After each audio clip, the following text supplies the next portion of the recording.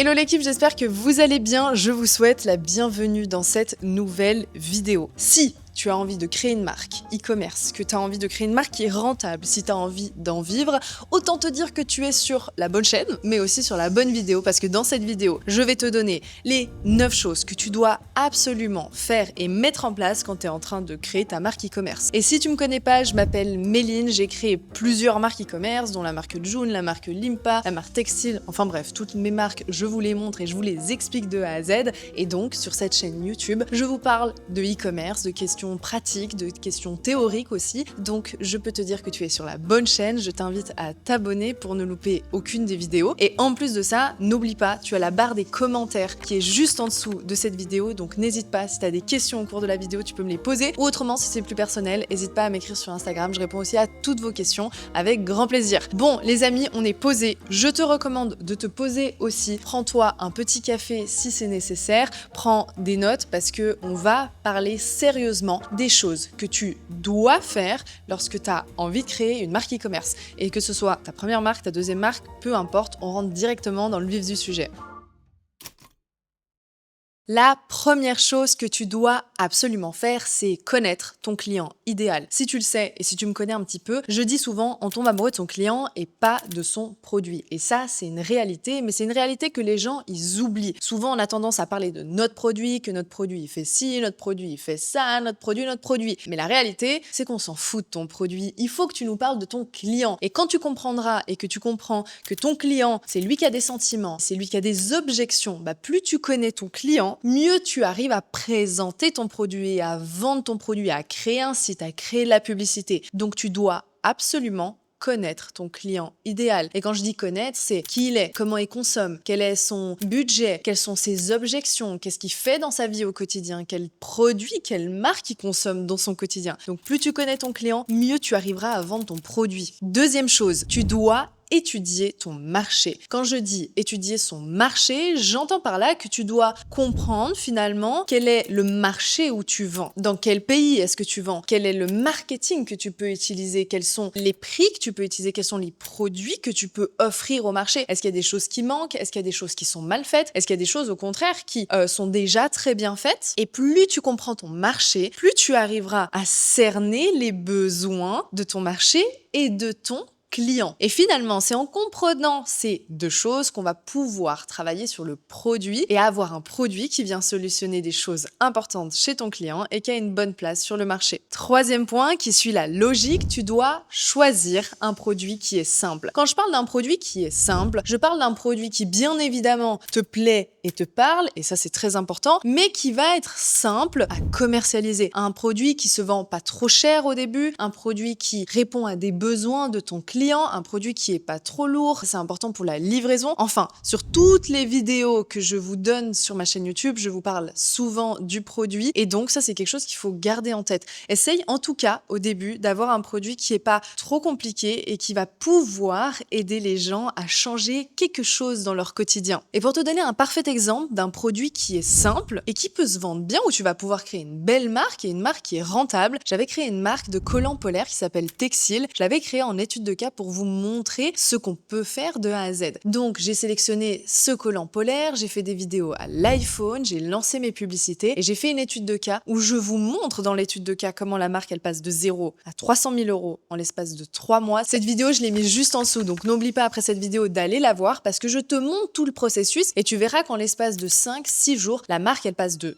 0 à 500 € de chiffre d'affaires par jour avec un bénéfice qui est extraordinaire. Donc avec un produit qui est simple, finalement tu peux créer un bon site, des bonnes publicités et commencer à vivre de ta marque ultra rapidement. Quatrième point essentiel, tu dois créer une offre qui est claire. Quand je parle d'offre, bien évidemment, je vous parle d'offre marketing. C'est-à-dire que aujourd'hui, si tu lances ton site, tu dois pouvoir mettre en avant une offre. Et créer une offre, c'est pas juste faire une offre parce que on fait une promo, parce que on a envie de faire une offre. Non. Aujourd'hui, créer une offre, ça va un petit peu plus loin, ça demande un poil de réflexion, mais je te rassure, ça s'apprend et c'est pas compliqué à faire. Mais créer une offre, c'est penser à ton client, c'est penser au marché, c'est penser au marketing et finalement, c'est aussi respecter tes marges parce que j'en vois trop qui font des offres à tout va, mais finalement qui respectent pas leur marge et ta rentabilité, elle est pas bonne au final. Donc ta rentabilité, elle est primordiale et créer une offre, c'est créer une offre qui est simple, qui est lisible et qui est alléchante pour que ton client, il ait envie d'acheter là, maintenant, tout de suite. Cinquième point essentiel, c'est que tu dois créer ton contenu marketing. Quand je parle de contenu, n'oublions jamais, une image vaut 1000 mots et qu'une vidéo en vaut 10 000. Et ce qui est important là-dedans, c'est que tu dois créer un contenu qui est qualitatif, mais surtout qui est pensé pour répondre aux objections de ton client. Pas juste faire des belles photos et juste montrer un beau produit. Non, les contenus qu'on va créer, que ce soit sur ton site ou sur tes publicités, ils doivent être un petit peu médités en amont. Parce que juste faire des trucs jolis, honnêtement, ça suffit plus aujourd'hui. Et pour créer ton contenu,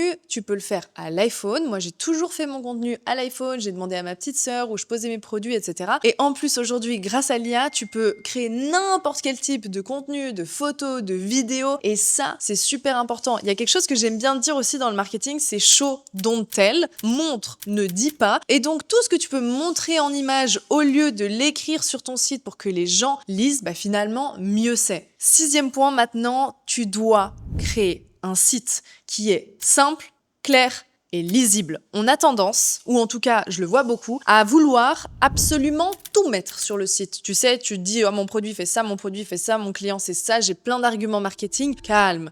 Plus tu mets de choses, plus tu charges finalement ton site internet, bah moins il est lisible, moins il est simple et moins c'est clair. Et finalement, utiliser que 2 à 3 arguments marketing qui sont les principaux pour ton client, pour ton produit, avec des belles images, avec une offre qui est claire, c'est vraiment ça la clé d'un site qui convertit. Et quand je parle d'un site qui convertit, bien évidemment que ce que je vous parle, c'est d'un site pour faire de l'argent, donc avoir une marque qui est rentable. Je vous parle pas juste d'un site qui est joli. Et bien évidemment, je ne le précise plus, mais si tu crées une boutique e-commerce, tu dois utiliser l'outil Shopify. Moi, je ne verrais pas créer une marque e-commerce hors Shopify. C'est ultra adapté si tu vends du produit. Et du coup, si jamais juste dans la bio, tu peux utiliser Shopify à 1 $ par mois pendant 3 mois, donc ça te coûte 3 $ pour créer ta marque. Et je pense que c'est vraiment la meilleure chose que tu puisses faire. On passe maintenant au 7e point. Je commence à plus avoir de doigts pour vous les montrer, mais tu dois prévoir ton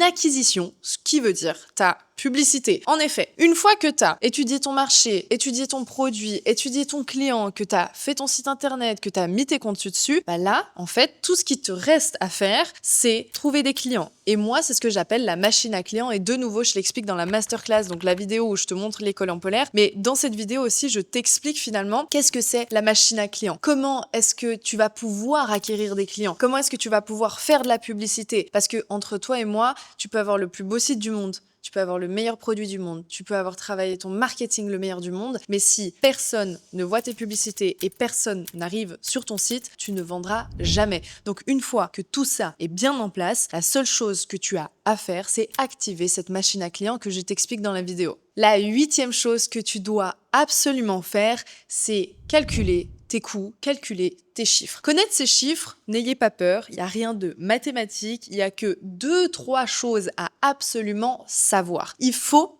que tu puisses juste connaître ta marge sur ton produit. Combien te coûte le produit? Combien te coûte l'expédition de ton produit? Et combien est-ce que tu vends ton produit? Très simple. Une fois que tu sais ça, on va savoir exactement ce qu'on peut faire en publicité. Mais savoir ces chiffres, connaître ses coûts, c'est connaître aussi sa rentabilité. Et si tu regardes cette vidéo, c'est probablement que tu as envie d'être libre financièrement. C'est probablement que tu as envie de créer une marque pour pouvoir voyager, pour pouvoir bouger, pour pouvoir t'acheter une nouvelle maison, pour pouvoir démissionner, passer plus de temps avec tes enfants, peu importe pourquoi est-ce que tu as envie de créer une marque et pourquoi tu as envie de faire ton propre argent. Faire son propre argent, c'est avoir conscience de combien est-ce que je peux me mettre dans la poche une fois que je crée un business. Bah, finalement, tout ça, c'est très simple, mais c'est très important de le faire dès le départ. Chiffre d'affaires, c'est bien, bénéfice, c'est mieux, et c'est ce que ici, je t'apprends. Et je l'ai pas redit dans la vidéo, mais si tu as des questions, pose-les-moi dans les commentaires. Je suis vraiment là pour te répondre. Si tu as envie de créer une marque, tu dois poser des questions. Moi, j'y réponds avec plaisir, et si c'est plus privé, n'hésite pas à m'écrire sur Instagram.